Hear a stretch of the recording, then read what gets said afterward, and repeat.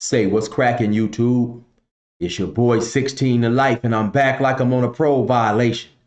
Yard down! Now, for those of y'all that's new to my page, in 1994, I got arrested. I was eventually sentenced to 16 years plus life, and I served 24 years straight in the California prison system. During those times, I accumulated some good stories and developed some good insight on things related to prison, and I'm going to share some with y'all today.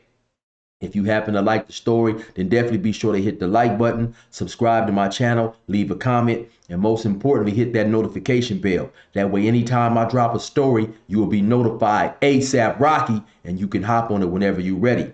Also, like I told y'all, man, I rap, so don't get it twisted. The flow is nothing like Curtis Blow. You can go check my music out. Go to my YouTube playlist, scroll down the gas stations, hit that, and you will find all my music there. Now let's hop into this discussion right here, man. Often in my comments, I get people asking me questions on myths and rumors and things they've heard related to prison. And some of the stuff, it seems a little bit ridiculous to me, but since I've done a long time there, I don't necessarily know how these myths ever got started or got circled around, and some of them have some truth to it, some of them don't. But anyway, we're gonna get right into it, man. And for whatever reason, it seems like this seems to be always the most asked question. The things that people have a deep interest in, man, is bandits. Men who prey on other men. Now, everybody's experience is different. In my experience, I never seen that. Keep in mind though, I came to prison in 1996. Things were much different then. I've talked to other people who came to prison in 1993. They said they had the exact opposite experience in seeing what I see. But as far as California goes, you guys have to keep in mind that I don't know exactly how much, but I would say 80 to 85%, maybe 60, 70%, somewhere. It's a high number though, of everybody in California prisons are in gangs or they're clicked up. They may have not been gang members on the street, but they may have lived in a certain neighborhood that was gang affiliate. So gang affiliated. So when they come to prison, they're gonna automatically claim to be a part of that gang for the protection. There's safety in numbers. We know that. And so that I said that to say that people aren't gonna let their homeboy be victimized by somebody else or a person from another hood, because then it makes their whole entire hood look weak. Now you do have some men being preyed on in a sexual manner, but from my experience, that's something that was more prominent in the county jails when it was much less structured. Not to say that it doesn't happen in prison, because now when I got to prison, like I said, there were certain individuals who I heard, people would speak of them in somewhat of a folklore manner, and they did have, some negative stigmas attached to their name. But like I said, for the most part, man, people are clicked up, so a person is not just to let his homeboy be in one of his homeboys be victimized in a sexual way. But like I said, keep in mind, I have heard some certain individuals did have, reputations for being that type of person. They may happen to move somebody in their cell who wasn't affiliated, and there went the game. The games would start. I've heard a lot of different type of stuff, actually, of how sometimes it was done, man. Sometimes the predator may bring in some Pruno, which is jailhouse wine. He may get his cellie to drink it. Once his cellie gets a little tipsy, he take advantage of him that way. I've also heard of another type of way it was sometimes done, man. They have their cellie, because most people who come to prison haven't been working out. Everybody wants to seem like they want to get big and want to get muscles as a better way to defend themselves. And so sometimes I've heard people had used this strategy. They would get them in the cell. They'd work out with them, work out with them for an hour or two, get them real tired, then take advantage of them that way. And I also want to make this clear that when I'm speaking solely for the black population. I don't know how things went among other races and stuff like that. And so I'm speaking solely on what I heard, And so there was always that, man. And then another one of the biggest rumors seems to be dropping the soap. Don't drop the soap, and more, I don't know if that's more of a rumor but it's more of a joke. I mean, it's something that you know, something that just at some point in time got out of hand, man. You'd hear it 1,000 times in the county. Don't drop the soap. Don't drop the soap. And actually, it just all depends on what type of shower that you was in. I've been in showers where they're single man showers. When I got to Salinas had a single man shower, and the shower had what was known as like a grill gate or a barred gate on it, almost like you would see on a jail cell in one of them old Western movies. So then you would get into the shower, you would close the shower would actually lock, and then the guard in the tower had to electronically open the shower. So of course, in that situation, you really had nothing to worry about. Sometimes the showers had two shower heads in them. Sometimes I've been at prisons where the shower heads, they may have 6 or 7 shower heads in a bathroom, in a shower.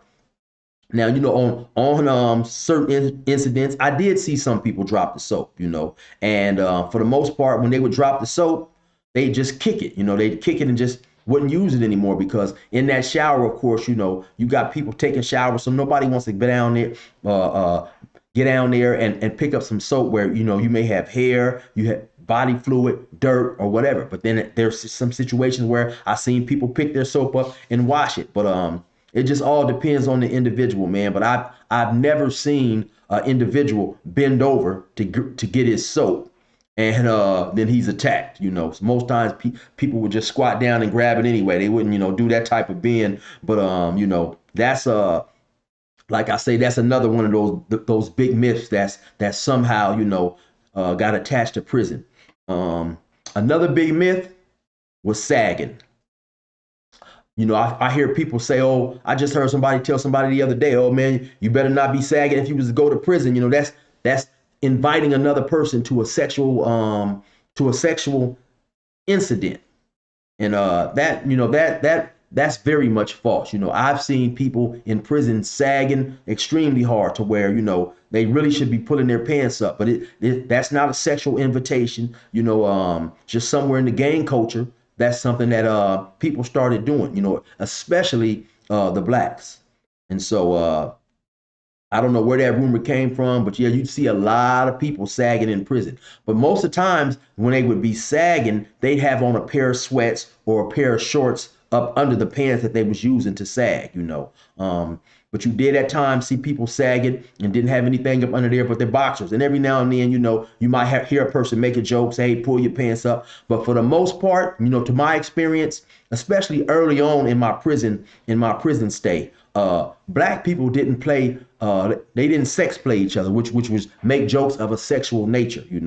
I think that had a lot to do with just a person not wanting his manhood tested, not wanting other people to hear him being joked with in a sexual manner, to prevent other people from thinking that they could joke with them in a sexual manner and possibly even take it further. Who knows? But that was something that wasn't done a lot. Later on, after I'd done a lot of time, maybe 15, 16 years, things started changing. You did hear the younger generation sometimes sex play each other a lot, but another one of the big rumors that I heard, that this is something that I'd never ever seen in my entire 24 years of doing time, man. I don't even know where this came from. But now this may, some of these rumors aren't necessarily strictly, or some of these myths aren't strictly,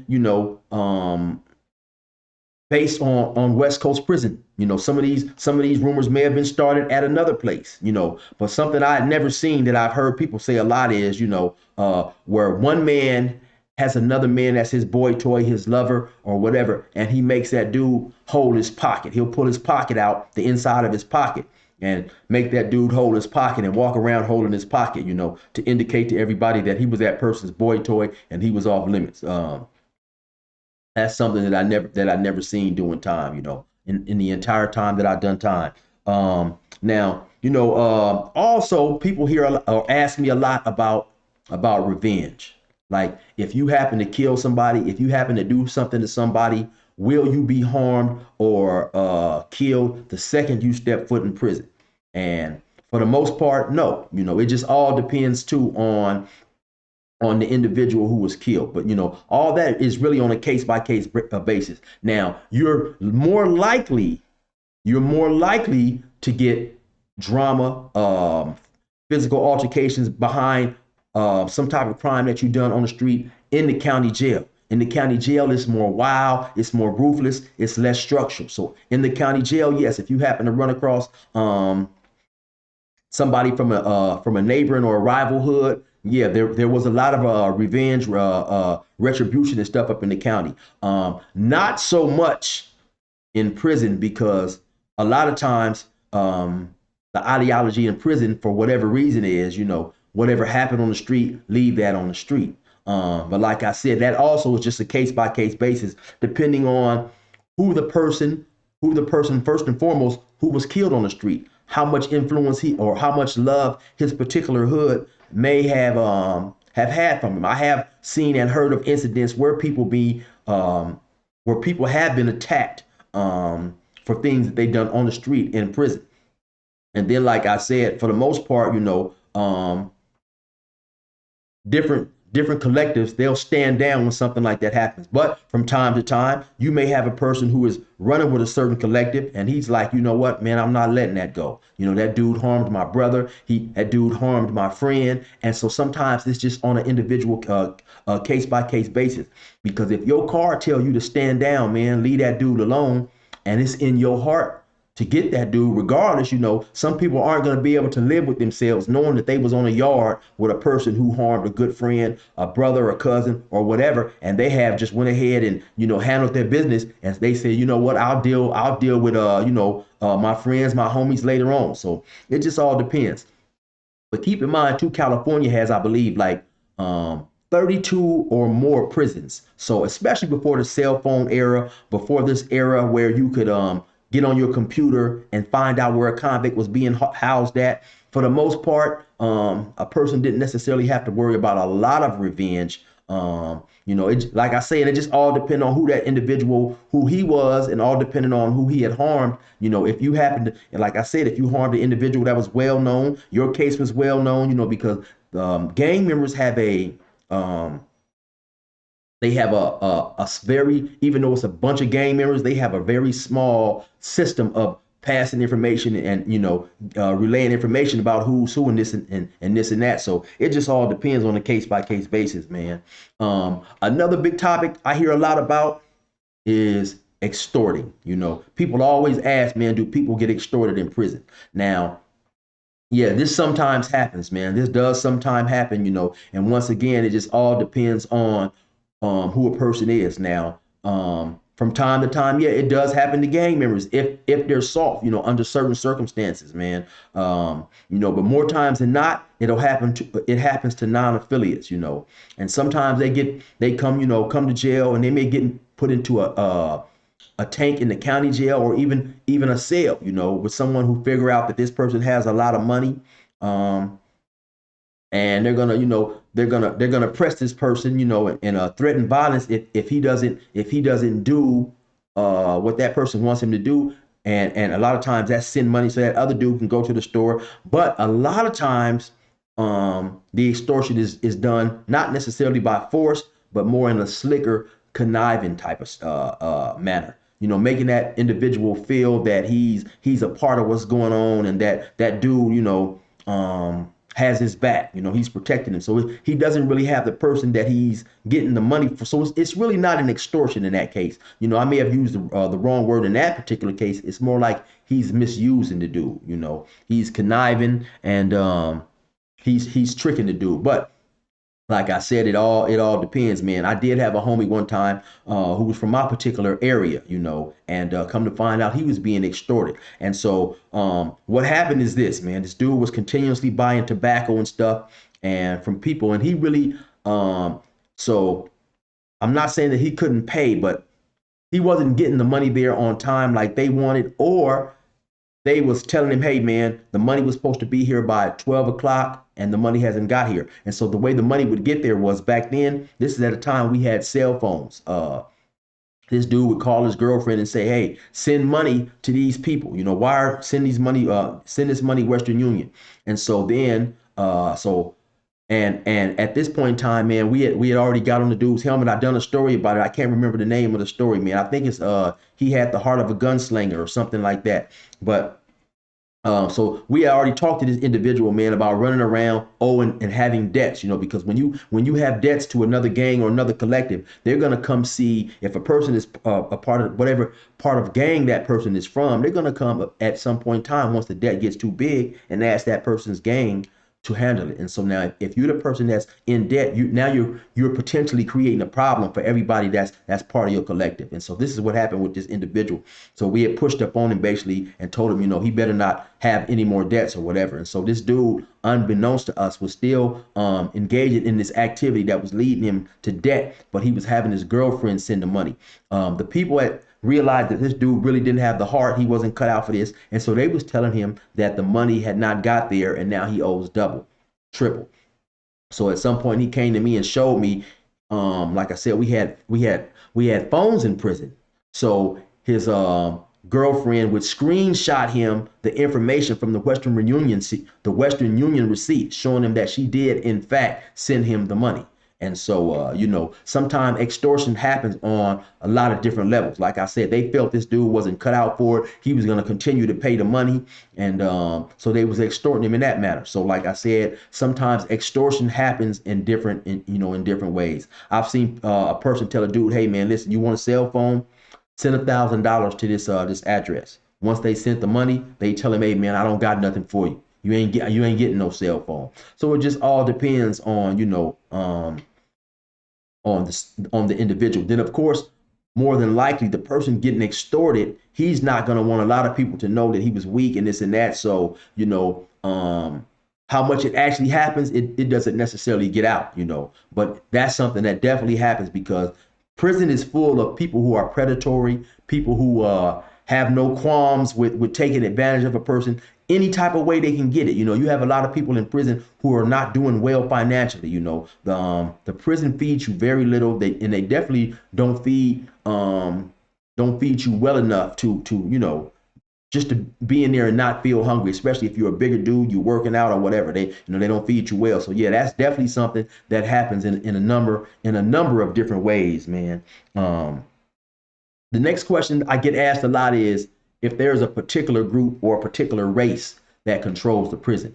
And my honest answer is no, man. You will have dudes of certain races that want to say, yeah, we run the prison. I've never, ever in my whole entire 24 years been at any prison where one race is telling another race, hey, man, you guys better do A, B, and C, or it's going down. For the most part, most races are concerned with whatever they got going on, whether it's, getting, each race is trying to, and each race are trying to do things that make their doing time in prison a little bit more comfortable, whether it's getting drugs in, making alcohol, doing this, doing that, whatever it is. No one race tells another race, on a wide scale, this is what you're doing. Now, you may get into it, races, you may have races get into it and say, hey, man, you know what? You guys have 6 tables. We got only 5 tables. We want one more table out here, or things is gonna get ugly. Now, situations like that, yeah, they do happen. But as far as one race just particularly running the pen and having everybody else cower to them and stuff like that, no, don't believe that. I've never been in a situation where one race is trying to impose their will on another race. So all that is just a whole bunch of crap. Another question I get asked a lot is, what percentage or do a lot of prisoners work out, basically? And surprisingly, it's really hard to say how many work out, but surprisingly, not a lot of people really work out like you would think happens in prison. And so, the prisoners have jobs, and depending on what job you have, you may go to work at a different time. So, you have some people who have jobs, who have school, who may go to work at 8 o'clock in the morning, and they may work from 8 to 3. And then so you have a certain group, outside working out, and then maybe once, maybe come around 3:30, 4 o'clock, or later on at night, or wherever. Some people may get off at 12. You have more people come to the weight pile. And so it's really hard to tell. But you have some people who don't work out. You have a lot of people who play sports. You have a lot of people who may play chess. You have some people who read, who do legal work. So it's really, in my opinion, it's not as many people working out as you may think. I know back in the days, back in the early 80s, early 90s, certain cars and collectives they did have where working out was mandatory. You had to come outside, you had to work out maybe for an hour, because it was imperative back then, especially well, all the time, prison is extremely dangerous, man. But back then, especially, it was imperative, to stay physically fit because you never knew what was gonna happen. I had a dude a few months ago tell me he left in the comments. He said that we don't want no more stories if they're not on level 3s or level 4s, man. Well, I want to tell you guys that any prison is dangerous, man. A level 1 minimum security, a level 2 medium security, level 3, level 4, because you still have the element of dangerous convicts, walking around. And so a person may have made it to a lower level, but anything happens, man. Like I said, I told a story about, the name of that story was Chill versus Goliath, and that was on a level 2. It was, level 2s are supposed to be pretty calm, pretty tranquil. And I end up having to stab somebody, man, put work in with that thing, like Banky Pound called it, man,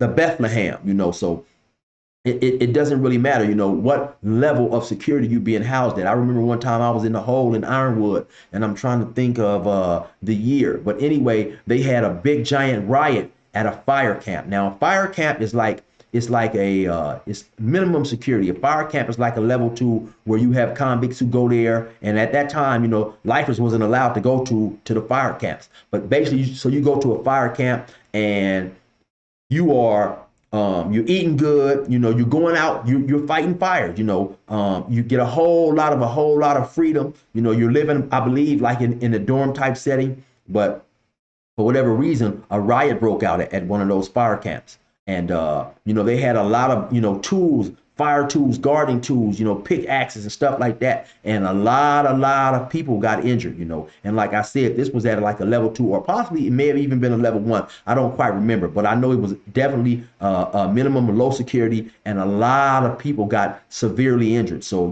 prison is prison, man. As long as you have, convicts, you're always going to have that element of danger. When I was at that level 2, I seen some of the most deadliest, harmful looking knives that I'd ever seen. And like I say, this is at a level 2, and it's more dangerous to a certain extent because the difference between a level 3 and a level 4, the difference between a level 3 and a level 4 and a level 2 is a level 3 and a 4, you are living in a cell. So at a certain time of the day and the night, you locked in your cell. So it's just you and your cellie. But when you're at some level 2s in California, now that's dorm living. You're living like in a gym type setting. So, you could be asleep at 2 o'clock at night and something happened. Some guys is going to get some water, bumping each other. A dude walks through the wrong territory and a riot jumps off and you're in your bed asleep. You may not have time to be alerted, and then, like I say, it's so open. Now you have more races